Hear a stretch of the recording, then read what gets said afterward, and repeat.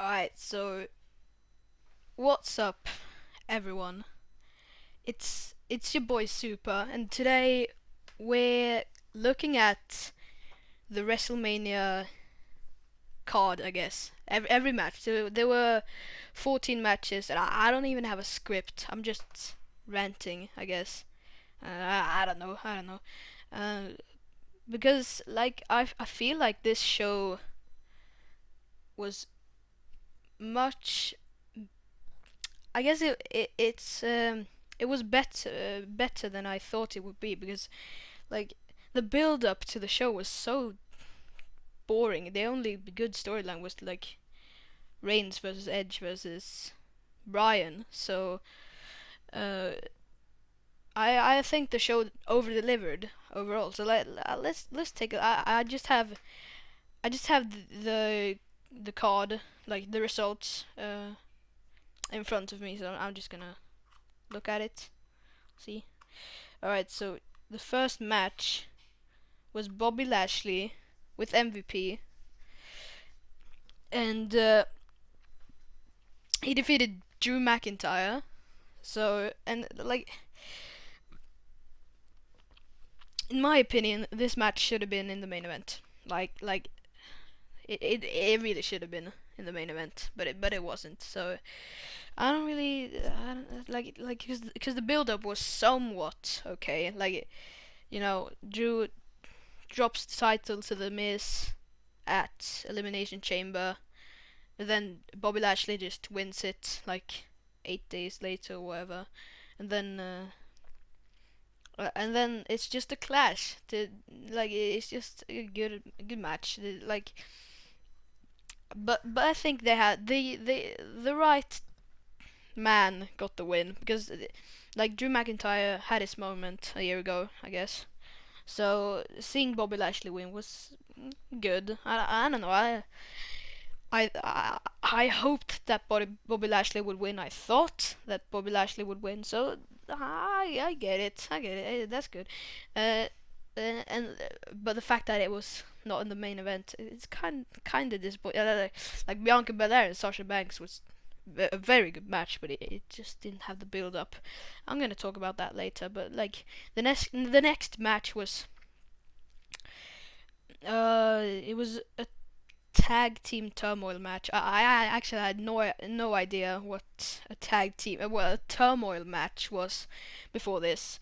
So it was Lana and Naomi, Billie Kay and Carmella, Dana Brooke and Mandy Rose, and the Riot Squad and Natalia and Tamina. So like the first three teams that I mentioned are just randomly thrown, like it's just they broke up the Iconics.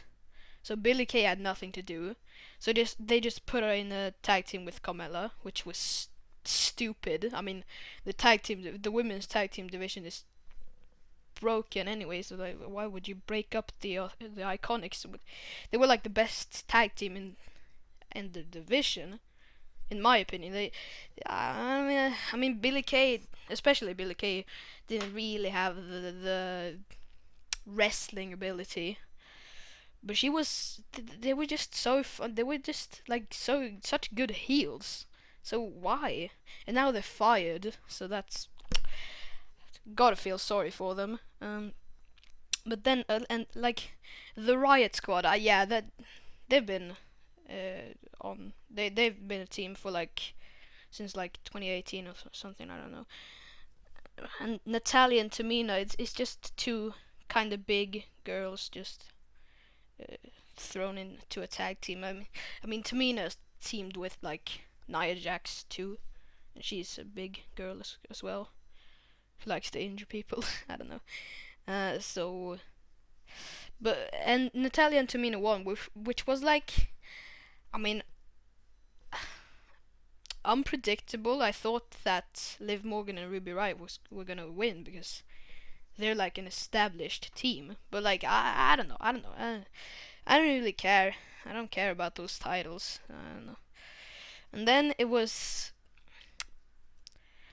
maybe the best match of the night. I don't know really. It was Cesaro versus Seth Rollins, and Cesaro won, which was a like I kinda lied when I said in the beginning of the video when I said that it didn't have a proper build up, because this match had a build up. I don't know if it started like in February or something, that they teased this match when Seth Rollins faced Shinsuke Nakamura at Fastlane, like that was in March. So and I just like Seth Rollins is probably my favorite wrestler. No, he's not my favorite wrestler, but he's one of the best wrestlers on the planet.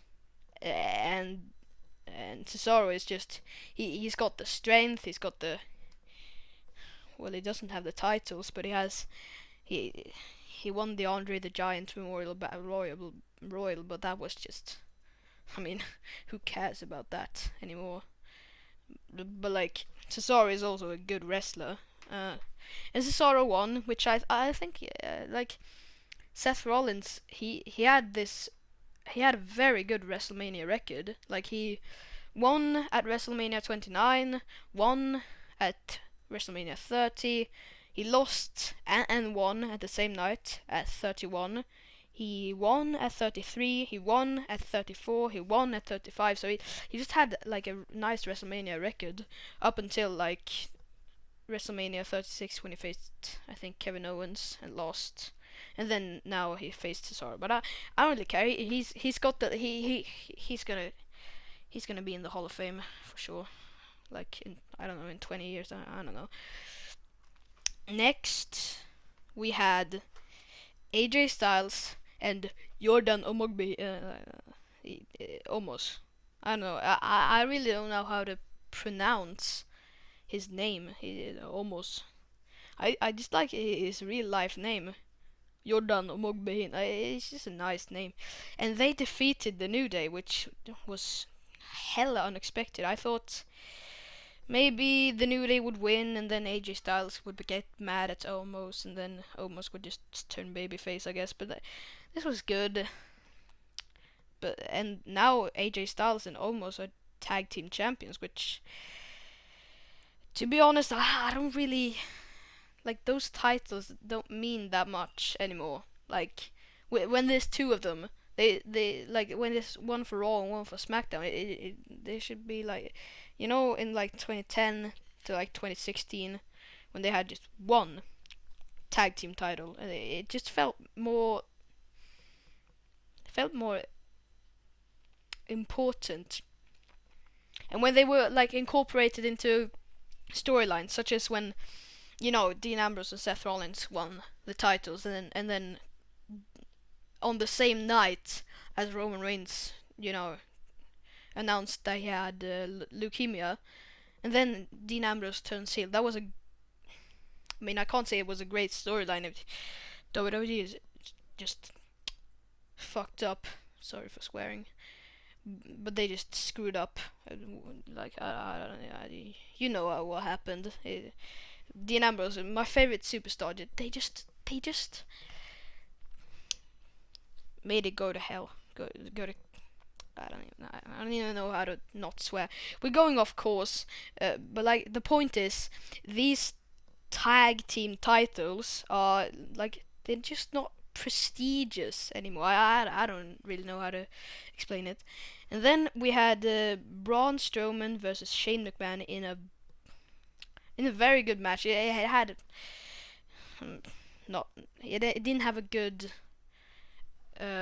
build up. Like it wasn't horrible, but like Braun Strowman cutting a promo like, "I'm gonna do this for everyone who's ever been called stupid." Stupid. Like I don't even know. It was a great match. It definitely over delivered, because like when Braun like tore that piece of the cell, or like I don't, yeah, that was good. That was good. That really hyped me up. Like and then when they were up like on top of the cell. I thought that Strowman was gonna deliver like a running power slam off the top. That would be an epic move. That would be like, they had Braun Strowman, have a running power slam as his finisher. That if Strowman would have hit a running power slam from the top down to the ring, that would have made up for the fact that he has a fucking running power slam as his finisher.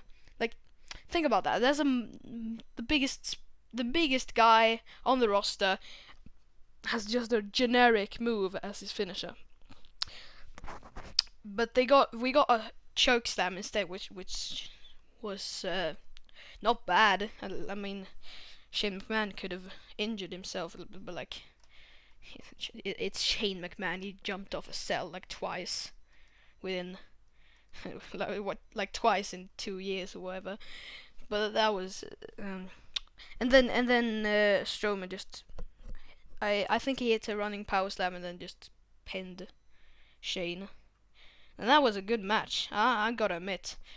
And then for the semi-main event of the night, it was Bad Bunny and Damian Priest who defeated The Miz and John Morrison, which, like, Bad Bunny was so much better than I thought he would be. Like for a rapper who has never been like involved in wrestling, as far as I know, I thought he was just gonna hit like 2 moves and then Damian Priest gets the victory. But like, this match was just another match which I didn't have that like high hopes, and then it just over delivered. I don't know. I think this was great.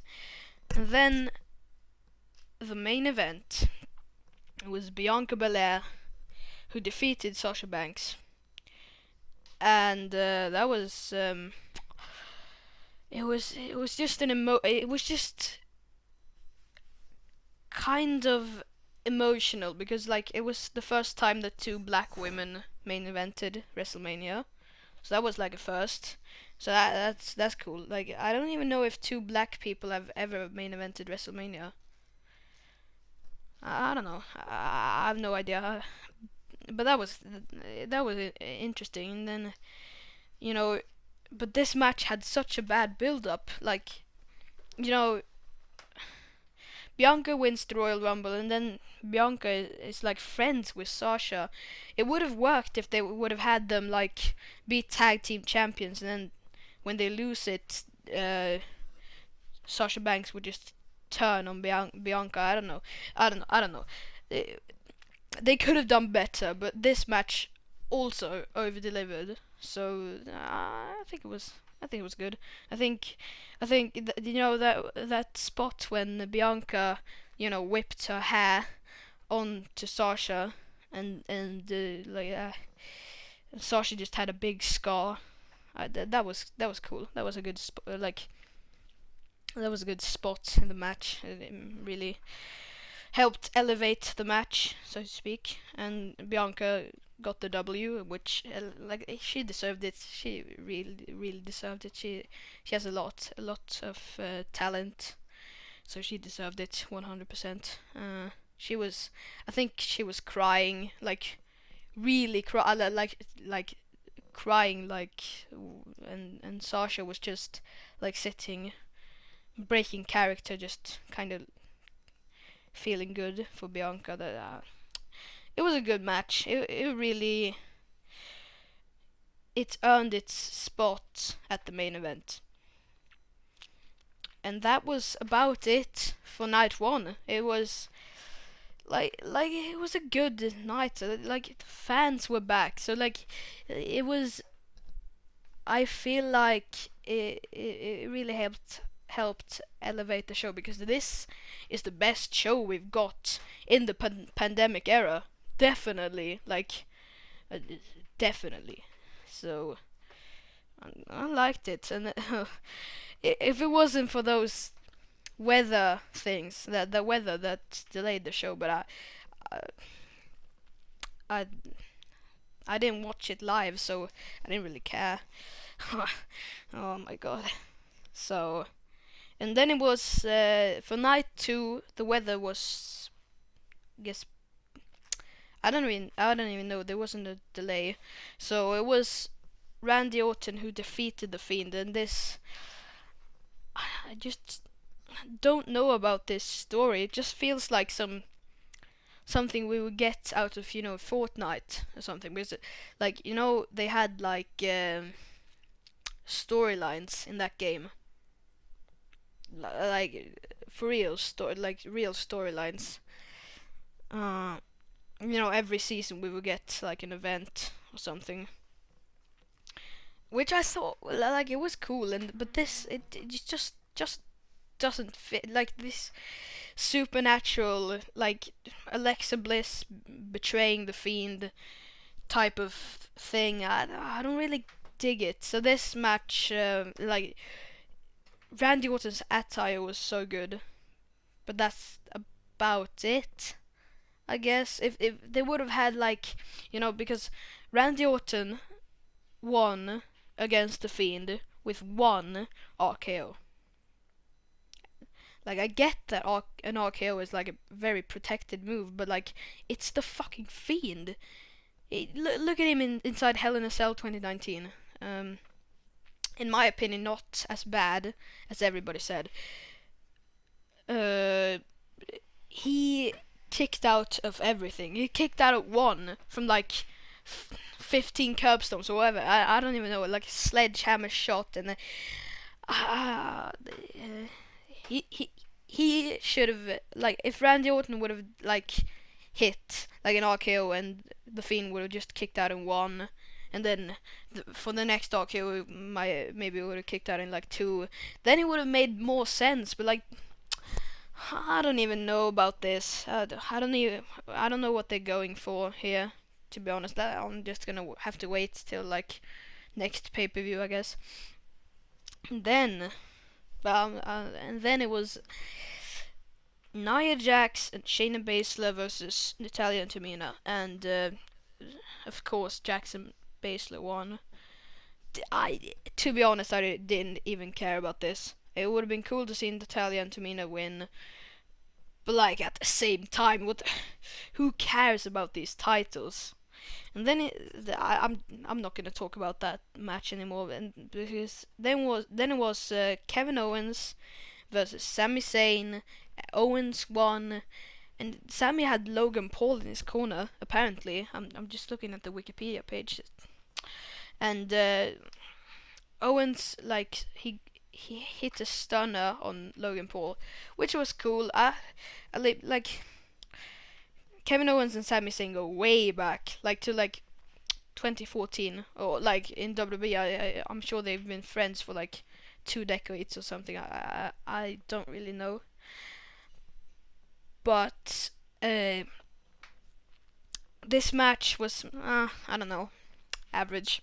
And then Owens hit a stunner on Logan Paul, which kinda enjoyed, to be fair. And next it was Sheamus versus Riddle, and like, why did they rename him Riddle? Like, oh, here we have someone he's gonna go tell a riddle or whatever. Like, that was stupid. I don't know. It just feels more natural to call him Matt Riddle, because people have two names. They have a first name and a last name. Matt Riddle. But Sheamus won, and I don't really care about the US Championship. Ever since Lashley dropped that belt, I don't care about it all that much. Which brings me to the other mid-card title, the IC title. And finally, they did something with Apollo Crews. Like, finally. It was a Nigerian drum fight. It was just an Extreme Rules match with like drums around the ring. So the gimmick match was I don't know. Meh.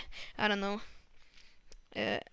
But Cruz got the win, and Like I just feel like he's good as a heel. He's good as this guy because he's actually from Nigeria, I think. I'm gonna check. Apollo Crews. Nah, he's born in America, but I'm pretty sure he's got like Nigerian parents or whatever. So this made sense. Like Apollo Crews finally got something. Like he had, it was Titus Worldwide. That was his thing for in 2018. So I feel good for him, and he's good as a heel, so that's good. And Biggie was kind of getting boring, to be fair. Like, oh no, he wasn't getting boring. Like he's never boring, but like he's. I wanted to see a new champion. And we got it, so I'm happy. And then it was for the semi-main event. It was Rhea Ripley who defeated Asuka, and like finally the the horrible title reign of Asuka was over, and like Asuka is like in 2018 she was the best like one of the best female wrestlers on the planet. She still is. But it was just something that they did with her character. Like when she became a tag team with when she was in a tag team with Kairi Sane, I think. They just turned heel, just randomly turned heel. They would just spit like green shit on every person's like eye or whatever. So, but then she turned babyface, and like when she won the Money in the Bank, and then Becky got pregnant and handed the money, like the title, to Asuka. She just turned babyface, and she should have dropped that, the green thing she has under her eyes. That should have been gone. That's just a subtle thing, especially when Kairi Sane got released. I think she got released, or did she? I don't know. She's not in WWE anymore, so when Kairi Sane left, she should have dropped that thing, the green thing she has in her eyes. But like that doesn't matter. That's nothing in comparison to like how bad the reign was. Like her second reign. I think it was her second reign. She just did nothing, and the build-up wasn't even good. Like Rhea Ripley was like, "Oh, can I have a match?" And Asuka was like, "Oh yeah, you can." Like Rhea Ripley could have won like the Elimination Chamber, like Shayna Baszler did last year, to earn a shot at the title. Because that's like you win number one contenders matches to get title opportunities. That was just lazy booking by WWE, I think. But then Rhea Ripley just won, and she needs to work a bit on her promos, but she deserved it. I think she's the only woman at least, to hold the title at in NXT UK, NXT, and in the main roster. So I feel good. Like that was good for her. But now it's the main event: Roman Reigns versus Edge versus Daniel Bryan, and what a match! What a build up! Like it was just a perfect match. At least like Roman Reigns is one of my top 5, at least one of my top 10 favorite superstars of all time. I just lately he's been so good, and like back in the day when he was in the Shield, it was good as well. So I just grew up with the Shield, so that's why I like him. And then it was Edge. Edge, also one of my top 10 favorite superstars. Like, I used to watch. Of course, I didn't watch.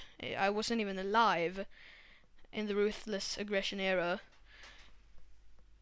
But like, I used to watch him so much. I thought he was such a good, such a good heel. Uh, so seeing him as a heel again in the main event of WrestleMania, that made me emotional. Along with Roman Reigns, he's also one of my top 10 favorite wrestlers. And then it was Daniel Bryan. And Daniel Bryan, when I started watching wrestling in like 2016, he was retired. He was the SmackDown general manager. And I just didn't. I don't know. I like Daniel Bryan. I like his wrestling, but he's like the one that I least would have wanted to win this match. But of course, I wanted Edge to win. It was like 10 years to the day from when he retired, so it would have made sense for him to win. And he kinda did, because the finish was, Roman Reigns pins both Edge and Daniel Bryan. But Edge was on top of Daniel Bryan, which means that Roman Reigns pinned Edge and Daniel Bryan, but Edge also pinned Daniel Bryan at the same time. And they should make that into a storyline. They really should. So the end was like a bit controversial. I don't really mind, to be fair. Like, Roman Reigns was just proving his dominance, pinning both Edge and Daniel Bryan. I don't know if Daniel Bryan is a Hall of Famer. Roman Reigns said that it was. I think on SmackDown. I don't really know, but I know that Edge is a Hall of Famer. So he just pinned 2 Hall of Famers, or at least one, at the same fucking time. So that was dope. That was really dope. And I don't know what to say. The build-up was so good. Like, Edge winning the Royal Rumble as a babyface, then he turned heel, and I love him as a heel. I'm just excited to see what's gonna happen next. This really made me excited. Excited to watch wrestling. Like Raw is. I don't really like Raw, but like SmackDown is exciting again. It has been exciting since SummerSlam, but or like since the draft at least. So like I'm just so thankful that finally we get a good like a really good, like a top 25 matches of all time. That's maybe a bit overkill, but like, you get the point. This is one of the best matches I've seen, like in the time period that I've been watching wrestling. So I loved this main event. It was perfect. Perfect. And the fact that it was a bit of a controversial and only added like excitement. It added excitement because, like, the pay-per-views in the summer, from like the pay-per-views from WrestleMania to SummerSlam. That's usually when people like stop watching wrestling, take a break. But this got me even more excited. So this is very, like, this was very good. I would have had Edge win, but even when Roman Reigns won, it was still easily the best match this year.